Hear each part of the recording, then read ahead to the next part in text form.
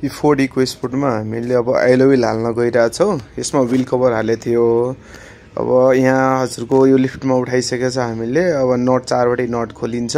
Size भनेको यसमा 15 साइजको लाग्ने हो। हामीसँग भएको एलो व्हील 15 साइजको हेर्न सक्नुहुन्छ। यो हो, यो चेक गर्दै हुनुहुन्छ फिट हुन्छ कि हुँदैन। अब यो यो चाहिँ रिम चाहिँ ओरिजिनल निकाल्दै हुनुहुन्छ। अब यो निकालेर यहाँ मेसिन जुन छ नि यसमा हजुरको के हुन्छ भने त्यो टायर जुन हुन्छ नि त्यही रिममा हालिन्छ। यसरी टायर निकाल्ने हैन, त्यो टायर त ओरिजिनल त्यो एलो व्हीलमा त हाल्नु त पर्यो, अनि यसरी निकालिन्छ एलो व्हील। अब प्रोसेस कसरी छ भने हेर्न सक्नुहुन्छ। टायर निकाल्ने यसरी हो, ओरिजिनल रिमबाट टायर निकालेर अब हामीले एलो व्हील जुन छ नि 15 साइजको हाम्रो इको स्पोर्टको लागि त्यसमा हामीले हाल्ने। अब यहाँ चेक गरिदिनु हुन्छ यो एलो व्हील्सको यो जुन मिल्छ कि मिल्दैन, अनि फिटिङ गर्दाखेरि एकदमै जसरी निकाल्यो त्यसरी नै फिटिङ पनि गर्नुपर्छ।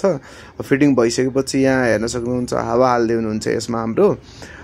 यस्तै अब जस्तै कि अब यो हावा हालिसकेपछि अब गाडीमा यो फिटिङ यहाँ हेर्न सक्नुहुन्छ फिटिङ हुँदैछ हाम्रो। ओके छ हजुरको, यो एकदमै अब इको स्पोर्टमा मिल्ने गरी फिटिङ पनि भयो हाम्रो। यस्तै अब एलो व्हील्स जुन इको स्पोर्टमा हालेको छ यो 15 साइजको इको स्पोर्ट तथा अर्को गाडी कुनै पनि गाडीको लागि एलो व्हील चाहियो भने यहाँ माथि दिएको नम्बर कार ग्यालेक्सीमा हामीले सम्पर्क गर्न सक्नुहुन्छ। यो हेर्न सक्नुहुन्छ इको स्पोर्ट, फोर्डको इको स्पोर्ट गाडी हो। यसमा अरू पनि काम भएको थियो, फिटिङ भइसकेपछि हाम्रो पसलमा आएको। यहाँ भिडियो हेर्न सक्नुहुन्छ, फोटो हेर्न सक्नुहुन्छ कस्तो राम्रो रहेछ। यस्तै अरू गाडीको लागि चाहियो भने कार ग्यालेक्सीलाई सम्पर्क गर्न सक्नुहुन्छ।